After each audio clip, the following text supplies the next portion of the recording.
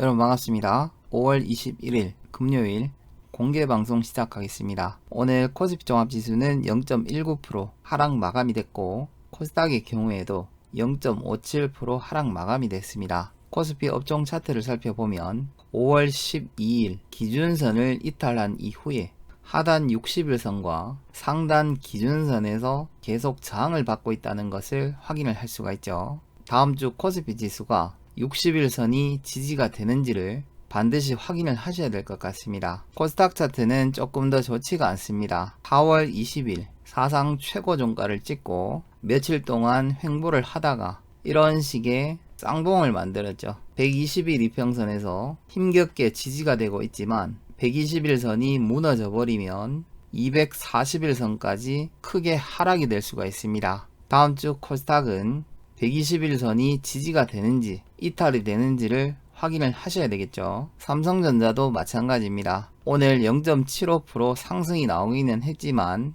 여전히 기준선과 121선 아래에서 마감이 되었다는 것을 확인을 할 수가 있죠. 월요일날 주말 동안 한미 정상회담이 끝이 나면 실망 매물이 크게 나올 수가 있습니다. 삼성전자를 매수하고 계시는 분들은 반드시 참고하시기 바랍니다. 오늘 삼성전자의 수급을 살펴보겠습니다. 외국인과 기관들이 매수를 해줬지만 5월달 누적 수급을 살펴보면 외국인들은 3조 9천억 이상을 매도로 대응을 했고 기관들도 2,700억 이상을 매도로 대응을 했다는 것을 확인을 할 수가 있습니다. 개인 투자자들이 그 물량을 다 받아내고 있죠. 코스피 업종별 투자자 순 매수를 살펴보겠습니다. 외국인들만 매도로 대응을 했고 개인과 기관들은 매수로 대응을 해줬습니다. 운수 장비 섹터와 서비스업에서는 가장 많은 양 매수가 들어왔다는 것을 확인을 할 수가 있고 화학과 금융업 섹터에서는 가장 많은 매도가 나왔다는 것을 확인을 할 수가 있습니다.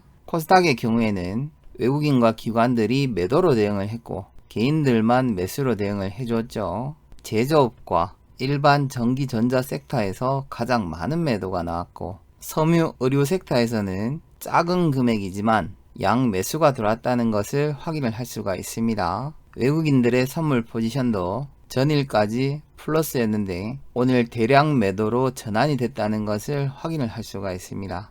오늘 특징 뉴스를 살펴보겠습니다. 국내 신규 확진자는 561명이 발생이 됐고 사망자는 6명이 늘었습니다. 전일날은 휴일이었는데도 불구하고 500명대 이상의 신규 확진자가 나왔다는 것을 확인을 할 수가 있습니다. 거리두기의 경우에는 기존 방침을 3주 연장을 한다라는 발표가 나왔습니다. 저녁 8시를 기준으로 전 세계 신규 확진자는 47만 명을 넘어서고 있고 인도에서 가장 많은 신규 확진자와 사망자가 발생이 되고 있습니다. 국내 식약처에서 모더나 백신을 사용 승인을 했다라는 발표가 나왔죠. 반면 인도에서는 치사율이 54%가 되는 곰팡이균이 급속도로 확산이 되고 있다라는 발표가 나왔습니다. 대외 채무가 사상 최대치를 기록을 했다라는 발표가 나왔었고 외국인들의 한국 채권 투자가 증가가 됐다라는 발표가 나왔습니다. 주식을 팔고 채권을 매수한다는 것은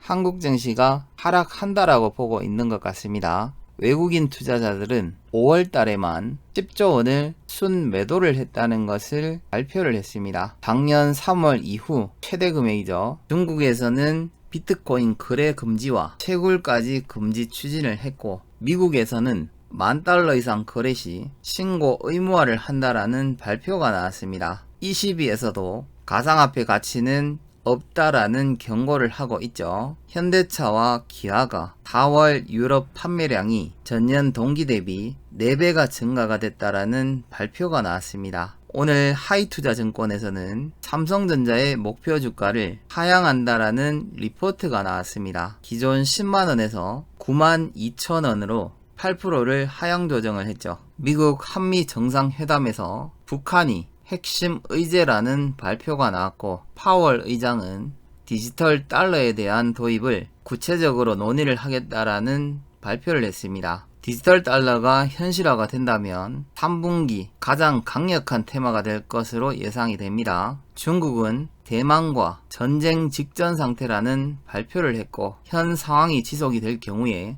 무력 통일도 실행할 것이라는 발표를 했습니다. 오늘 상하이 종합지수는 0.58% 하락 마감이 됐죠. 오늘 야간에는 제조업과 마켓, 서비스 구매관리자 지수가 발표가 되고 기존 주택 판매 지수도 발표가 됩니다. 현재 시각이 8시 15분을 지나고 있는데 미국 선물 지수와 독일을 포함한 유럽 주요 국가들은 상승 출발을 하고 있습니다. 원달러 환율의 경우에는 1125원에서 거래가 되고 있고 미국 10년물 채권 수익률은 1.635에서 거래가 되고 있습니다. 전일날 특징 종목 있었죠. 러셀 10분봉으로 돌려보면 이 구간이 됩니다. 시가가 9%대, 고가가 11.9%대까지 반등이 났고 시가 이하에서 매수를 했다면 3% 정도 수익은 났을 것으로 예상이 되고 10분봉 종가까지 들고 가셨다면 오히려 3% 정도 손절이 나갔을 것으로 예상이 됩니다. 10분봉 핵심 기법을 반드시 숙지를 하시고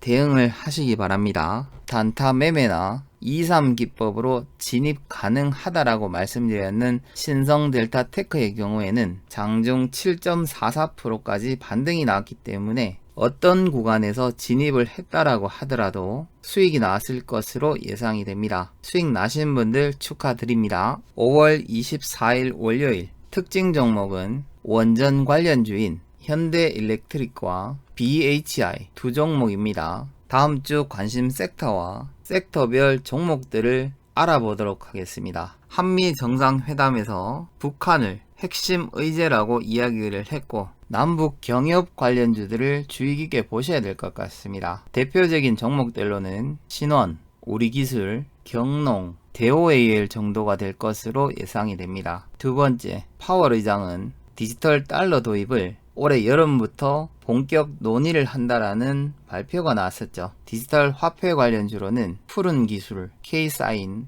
한국전자금융, NHN 한국사이버결제, KG모빌리언스 정도가 될 것으로 예상이 됩니다. 현재 종합주가 지수는 3156을 지키고 있지만 시장 상황이 너무나 불안합니다. 대한민국 대표주인 삼성전자의 목표 주가를 계속해서 하향 조정을 하고 있고 외국인들은 주식을 매도하고 채권 쪽으로 투자를 하고 있습니다. 20, 30대의 연끌로 인한 카드 빚은 32조 원을 넘어서고 있고 시한폭탄이라는 이야기도 돌고 있죠. 국내 증시에 가장 영향을 많이 주는 미국 나스닥 종합지수가 전일날 1.7% 이상 상승 마감을 했는데도 불구하고 오늘 국내 양대 지수는 하락 마감을 했습니다. 심지어 경제 협력을 위한 한미 정상회담 기간 중이죠. 월요일날 주가가 크게 상승을 할 수도 있고 실망 매물로 크게 하락을 할 수도 있습니다. 반드시 주가가 하락에 대한